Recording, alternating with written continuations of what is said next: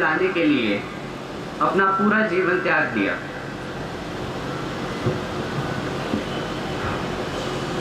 तो दूसरा माइक मिलेगा क्या? दूसरा माइक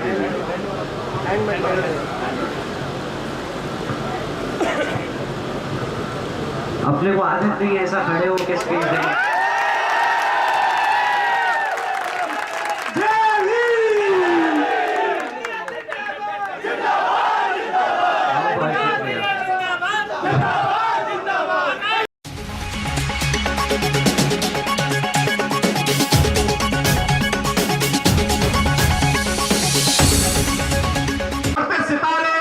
युवाओं की धड़कन बहुजन समाज पार्टी के नेशनल कोऑर्डिनेटर आदरणीय आकाश आनंद जी को आमंत्रित करता हूं।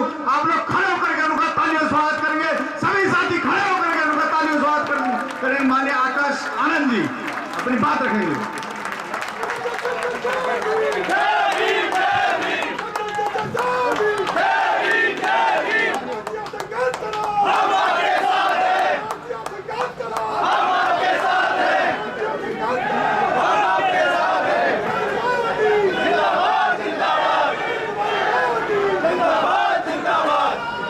प्लीज बैठ जाएं।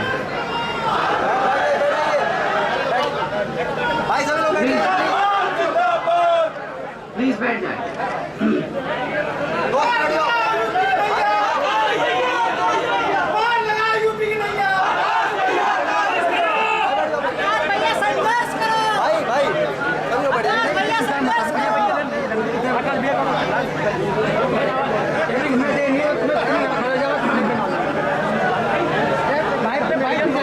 शुरू करें। जय भीम।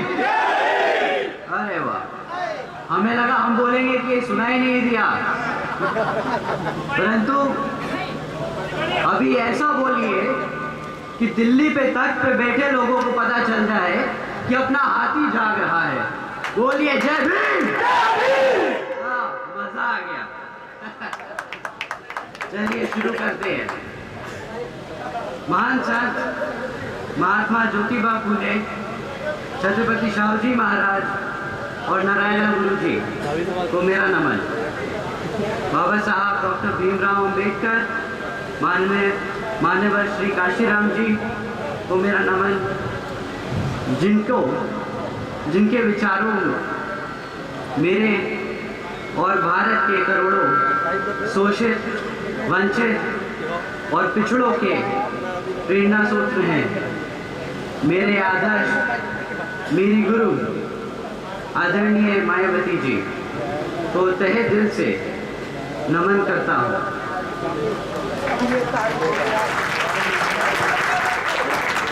जिन्होंने बीएसपी और समाज के हित के लिए अपना पूरा जीवन समर्पित कर दिया। पार्टी के कार्यकर्ता सम्मेलन में आए सभी वरिष्ठ कारीगर, श्री राम जी गौतम एवं राज्यसभा सांसद और हमारे नेशनल कोऑर्डिनेटर और श्री लक्ष्मण सिंह, हमारे स्टेट प्रेसिडेंट, हमारे CV Singh ji state coordinator Delhi के, श्री सतीश चौधरी जी स्टेट कोऑर्डिनेटर का अभिनंदन और स्वागत करता हूँ। साथियों, मैं आपके बीच में बहुजन समाज पार्टी को मजबूत करने के लिए कुछ बात रखने आया हूँ। लेकिन इससे पहले मैं अपनी बात रखूँ, मैं आप लोगों से कुछ जानना चाहता हूँ अपनी पार्टी के बारे में। दिल्ली में कैसे ज़्यादा से ज़्यादा लोगों को पार्टी में हम जोड़ सकते हैं, आज इस पर आपकी सबकी राय लेना चाहता हूँ। बाबा साहब डॉक्टर भीमराव अंबेडकर और श्री मान्यवर काशीराम जी के सोच से उपेक्षित वर्गों के साथ साथ सब समाज में गरीब लोगों को कैसे जोड़ा जाए, इस पर हम सभी को मिलकर काम करना होगा। बाबा साहब डॉक्टर भीमराव अंबेडकर कहते थे कि मैंने संविधान के जरिए कानूनी अधिकार तो दिला दिए हैं, लेकिन इन अधिकारों को पूरी तरीके से और पूरा लाभ लेने के लिए आप सबको सत्ता खुद अपने हाथ में लेनी होगी। किंतु दुख की बात यह है कि इस मामले में बाबा डॉक्टर भीमराव अंबेडकर जी के जीते जी व उनके देहांत के बाद भी तथा मान्यवर श्री काशीराम जी के जीते जी व उनके देहांत के बाद भी केवल यूपी को छोड़ के देश के अन्य राज्यों में अभी तक पार्टी को अभी कुछ खास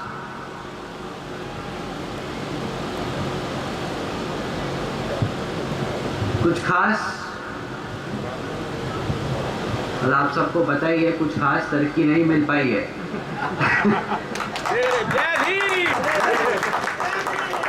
जबकि इसके लिए खासकर हमारे इन दोनों महापुरुषों ने अपनी पूरी जिंदगी इन लोगों को सत्ता में लाने के लिए अपना पूरा जीवन त्याग दिया।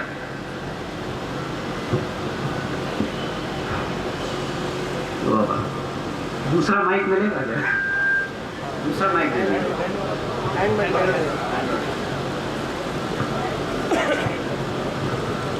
अपने को आदत नहीं है ऐसा खड़े होकर स्पीच देने।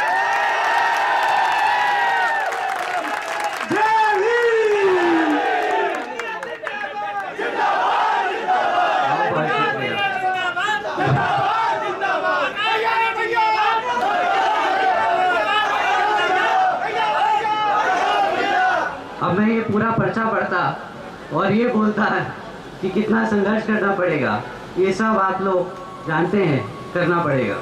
मैं बस आपसे इतना ही कहना चाहता हूँ कि जितने भी हमारे युवा नेता हैं, जितने भी हमारे युवा कार्यकर्ता हैं, इन सबको अब बहुत मेहनत करनी पड़ेगी, क्योंकि बहुत समय हो गया कि दिल्ली से हम बहुत दूर रह गए। कितने सालों से दिल्ली में हमारी पार्टी काम कर रही है, कहीं 20 साल हो गए, परंतु हमारा यहाँ ना आज एक MLA है ना MLC है। अब हमें सब युवाओं को अपने बड़ों के साथ मिलकर यहाँ अपना आगे हाथ बढ़ाना होगा। क्या आप लोग मानते हैं ये बात को?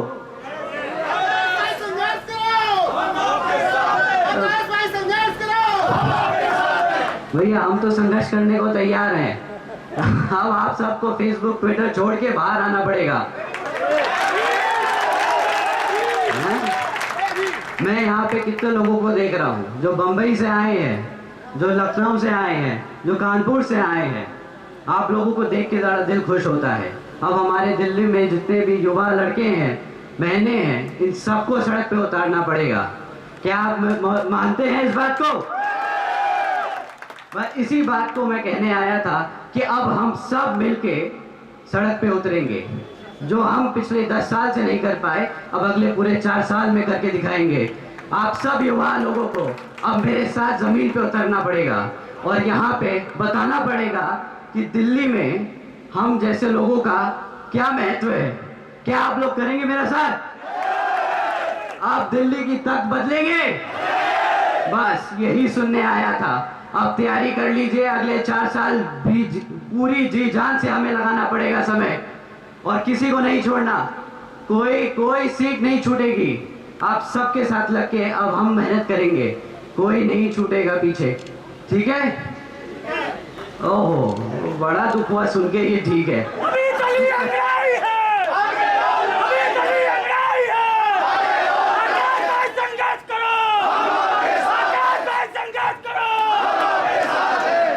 बस अब ऐसा जय भीम बोल दो कि सामने वाले की कुर्सी हिल जाए, और अब बता दो कि हम आ रहे हैं। जय भीम। धन्यवाद। अरे जय भीम। अरे जय